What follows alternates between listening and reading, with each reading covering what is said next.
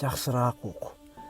Сырткы келбетиң, кызыкчылыктарың үчүн жагымсыз сөз уккан болсоң, күнөө сенде эмес.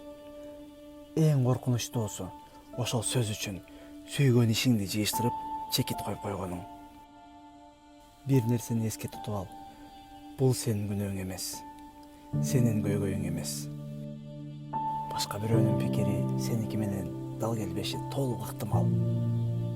Аны угууга милдеттүү эмессиң. Эгер сага бир нерсе абдан жакса, сага бактылуулук тартууласа, мээңди салдырганга жардам берсе, жүрөгүңдү ук.